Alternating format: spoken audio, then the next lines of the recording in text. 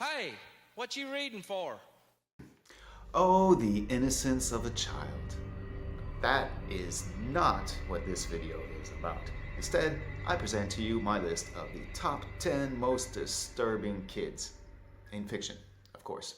First things first, hopefully you'll appreciate the content and consider giving this video a like, consider subscribing to the channel, and I do rely on viewer support, but I have no Patreon account. Instead, I am a writer. Check out my books, especially if you like your fiction dark and weird. My latest novel, Edifice Complex, gives new meaning to the term homesick when Karim, an Algerian immigrant in Paris, develops an obsessive erotic relationship with a residential building set for demolition. This and my other books are available in ebook or paperback. I'll leave descriptions and links in the show notes. Thank you. Now, let's take a look at my list.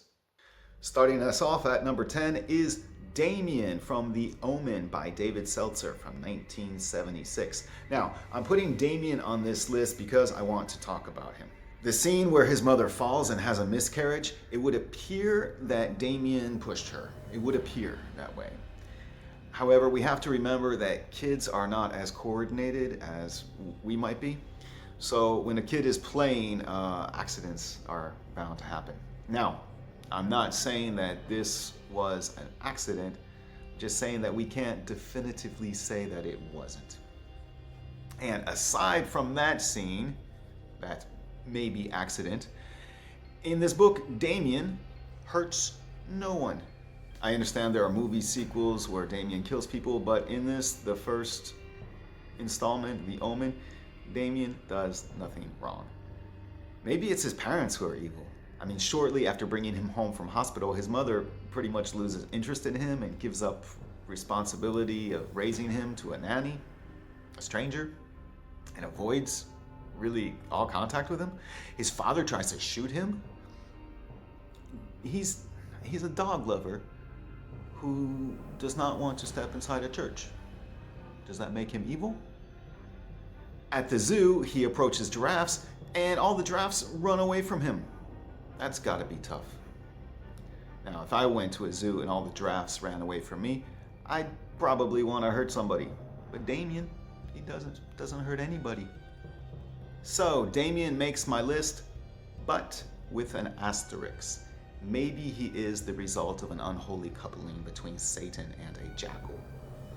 Or maybe he just needs to be introduced to friendlier giraffes. Next up, Hannah from Baby Teeth by Zoe Stage from 2018. Little 7-year-old Hannah, she just wants daddy's love. Is that so evil? And daddy does love her, but daddy also gives his love and attention to his wife, Hannah's mother. Love and attention he could be giving to Hannah. That's a problem. But Hannah is clever and resourceful, well beyond her years, and she will take steps to solve this problem. Hannah is, after all, a problem solver.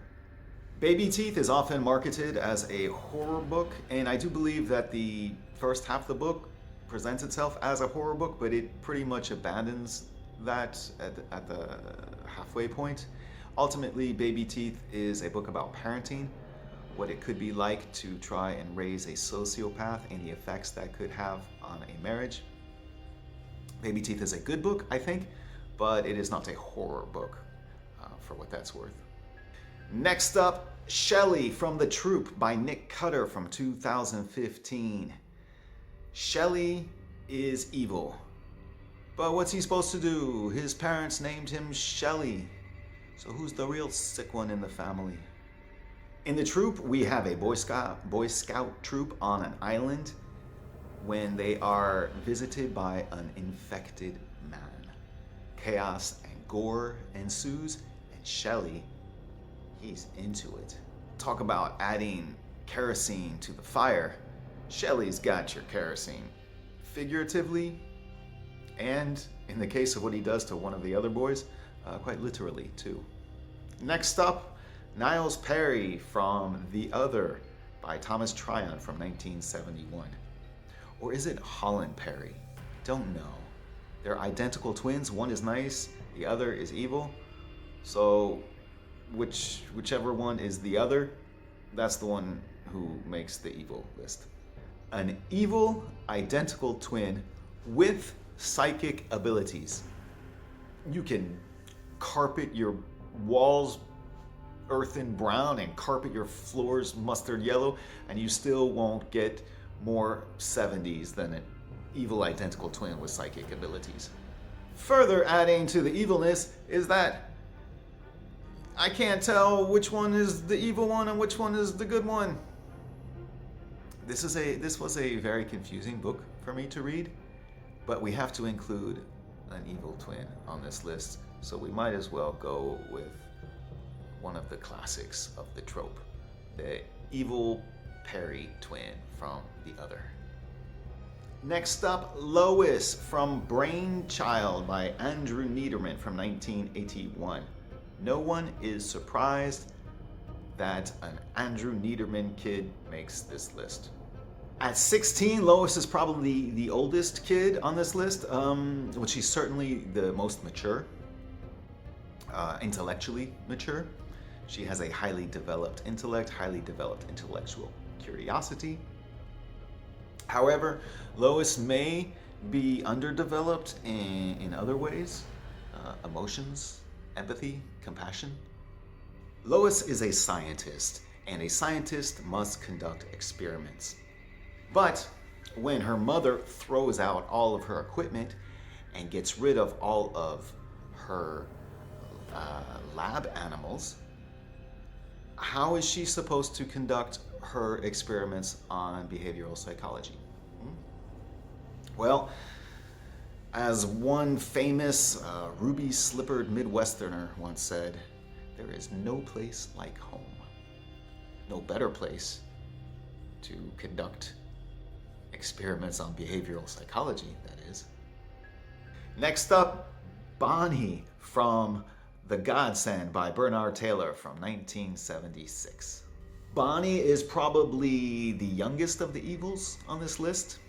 Bonnie was merely an infant, barely able to crawl when she first expressed her evil.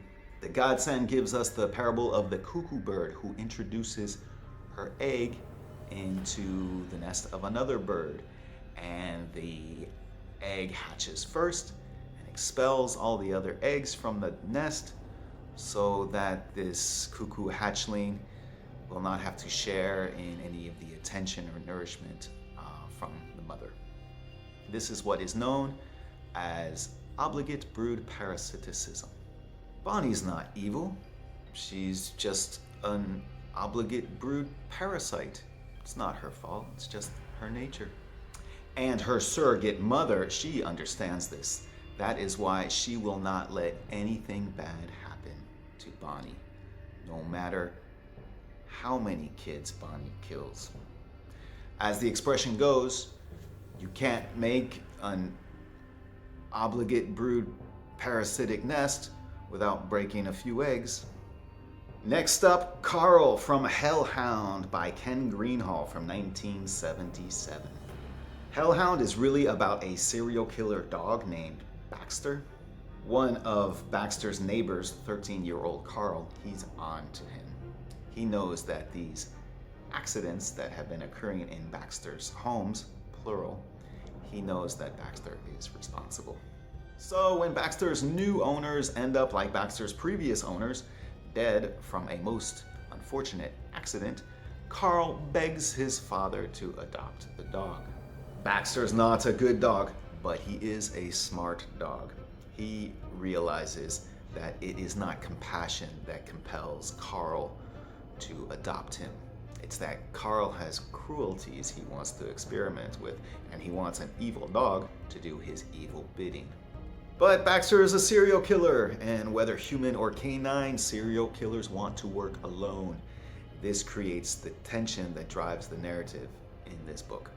Not only is Carl evil, but he tries to get a dog to be complicit in his morbid games. That's a whole nother level of evil. Bad boy, Carl. Bad. Next up, Rhoda from the Bad Seed by William March from 1954. So many evil kids owe a debt of gratitude to Rhoda. Now, she wasn't necessarily the first, but in modern times, as much as the 1950s could be considered modern, Rhoda is the reference. Rhoda is the one who cast the evil kid mold, as it were. Rhoda paved the way for and inspired so many evil kids that were to follow. And Rhoda kills kids as well as adults. So, Rhoda, it is your versatility and the inspiration that you have provided to so many evil kids throughout the years. This is what has earned you a spot on this list. So, Rhoda, congratulations. And I'm sorry about your mother. Next up, Elizabeth Kuttner from Elizabeth, also by Ken Greenhall from 1976. Some kids kill because it is their nature, some kill for attention or affection, and some might kill to fulfill the prophecy of the rise of Satan and usher in hell on earth. But Elizabeth, she kills because at 14, killing is her path to womanhood. By looking into a mirror, Elizabeth communicates with a young woman named Frances. Frances claims to be her descendant. She also claims to be a witch, and she tells Elizabeth that she can help her discover her witchy powers. Elizabeth tells us, the reader, that she is going to kill. Then after she kills, she tells us all about it. And to be honest with you, I think she's bragging. I also think that she relishes it. She relishes the killing and the bragging. In this book, I think Elizabeth only begins to understand the evilness that she enjoys and the power that she wields. I shudder to think what she'll get up to when she grows up. And lastly, R.T. Benevsky from Greek Love by Catherine Dunn from 1989. We follow R.T. from toddler through adulthood. R.T. is the son of Al Benevsky. Al is a man who is determined to make the Benevsky traveling freak show as big and as popular as it can be.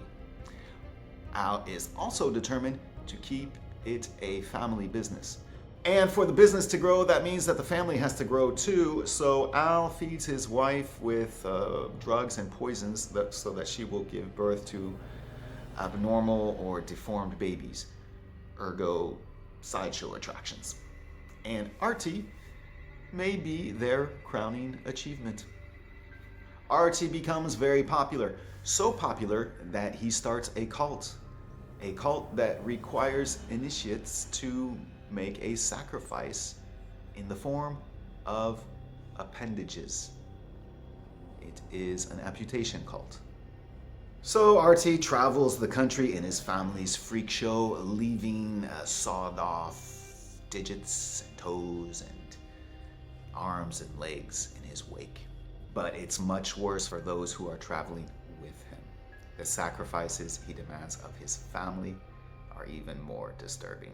So Artie, you exploit the gullible, ignorant masses. I know, don't hate the player, hate the game. I get it. But to exploit your own family, those who have nourished you and cared for you and raised you, and that's just evil. So what do you think of my list of disturbing kids? The evil kid trope, this is a trope or a subgenre that I like a lot. So if you do have a recommendation of a book in this subgenre, please do let me know about it in the comment section. I am always eager to enjoy the evil of children. Thank you for liking and subscribing. Thank you for watching. I'll see you at the next video.